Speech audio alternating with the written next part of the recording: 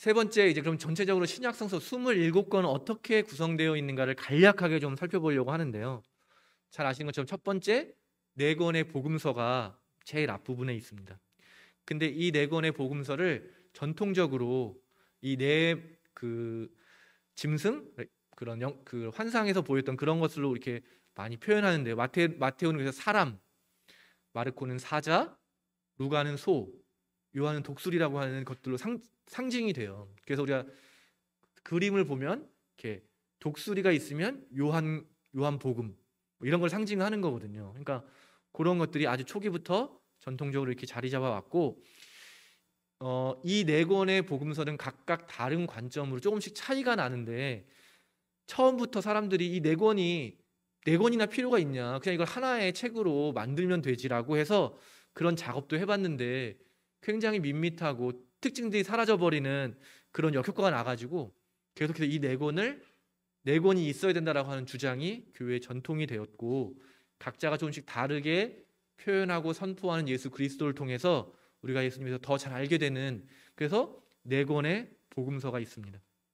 그리고 이 누가복음은 특별히 한 권의 책이 아니라 그 뒤에 있는 사도행전이랑 함께 이어지는 합본이거든요. 그걸 책을 나눠서 두 권으로 만든 거죠. 그래서 사실 누가복음은 사도행전과 이어지는 하나의 책이다. 그리고 나서 사도행전 이후에 바울이 썼다고 생각하는 14권의 서신, 그걸 이렇게 분류해 볼 수 있는데요. 4대 서신이라고 부르는 로마서, 고린토 전후서, 갈라디아서, 요 네 권을 4대 서신이라고 부르고요.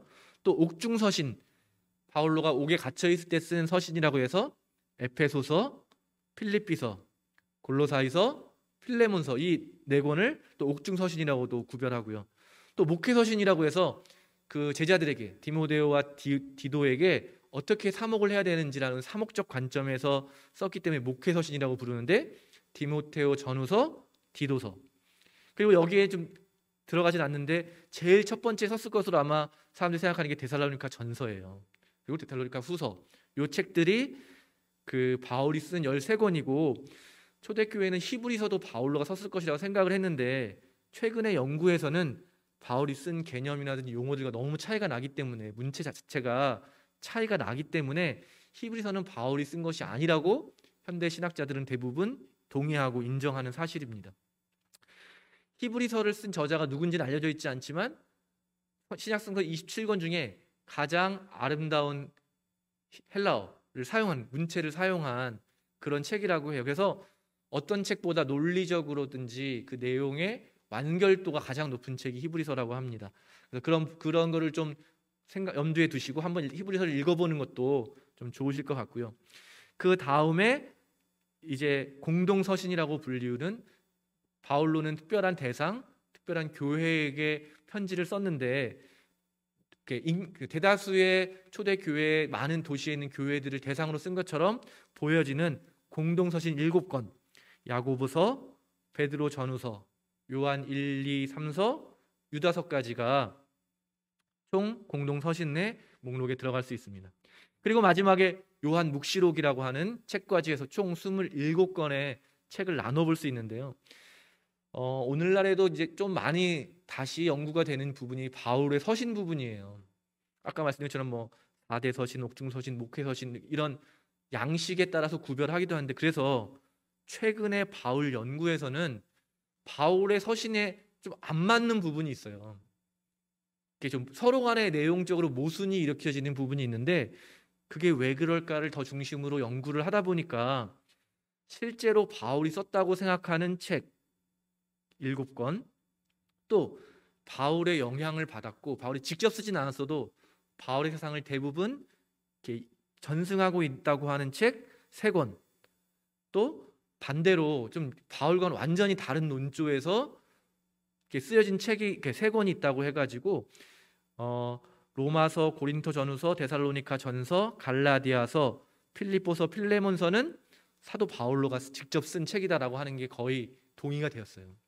근데 이 에페소와 골로새, 데살로니가 후서 같은 경우에는 실제 바울로가 썼다, 아니면 바울로의 제자가 썼다, 뭐 이런 그 신학적 논쟁이 아직도 좀 진행이 되고 있고요.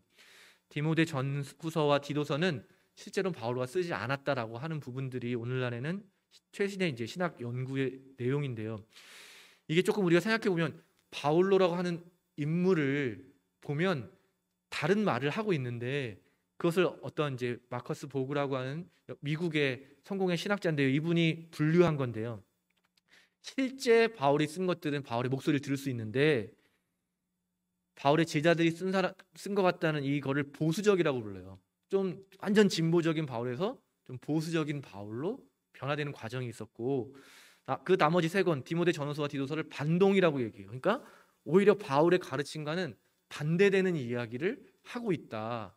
그러니까 이런 의미로 좀 살펴보면 바울이 왜 그렇게 다른 이야기를 하는지 우리가 조금 이해할 수 있는데 이거 조금 어려운 이야기긴 한데 이 정도만 좀 기억을 해두시고 나중에 바울의 서신을 함께 읽을 때 어떤 차이가 있는지 그래서 그런 의문이 들 때 이 내용들을 기억하시면 많은 도움이 될 것 같습니다. 그래서 이 27권을 보면 복음서는 각자가 다 중요한 그 요소예요. 그러니까 마르코, 마테오, 루가, 요한 이 넷은 다 각각 독특한 자기만의 신학적 관점이 있고 예수님에 대한 전승을 가지고 있거든요. 그래서 보면 바울로가 쓰는 바울로 서신 또 복음서를 쓰는 이 네 가지 그리고 공동 서신이라고 하는 것이 어떻게 보면 그 다양성을 가지고 있는데 루가와 사도행전이 분량은 굉장히 많죠. 2권이지만 굉장히 많은 분량이고 가장 많은 글을 쓴 사람은 바울로 또 영향을 받은 사람들이고 요한복음과 요한 1, 2, 3서 요한 묵시록도 굉장히 큰 비중을 가지고 있죠. 공동서신도 중요한 그 포지션을 가지고 있고 그러니까 사실은 우리가 생각하는 것처럼 처음부터 하나의 일관된 생각이 있기보다는 계속 말씀드리지만 각각에 흩어져 있던 교회들이 각각 기억하고 강조했던 부분들이 조금씩은 달랐다. 그래서 그것을 하나로 모으는 과정이 있었는데 그때에도 그런 과정을 통해서 27권이라고 하는 책을 선별했지만 여전히 신약 성서 안에도 다양한 목소리들이 살아있다. 그래서 복음서도 4개가 다 각자의 소리를 내고 있고 또 요한과 관련된 책들, 바울과 관련된 책들, 또 공동서신 이런 책들이 다양한 소리 가운데 하모니를 이루고 있는 조화를 이루고 있는 하나의 아름다운 소리를 내고 있는 책이다. 그래서 우리가 이런 다양성에 대해서 오늘날의 시대도 다양성의 시대잖아요. 그러니까 성서를 읽을 때 하나의 관점, 하나의 주제로 읽기보다는 다양한 관점으로 성서를 바라보면 좋겠다라는 것을 우리가 기억을 하면 좋겠습니다.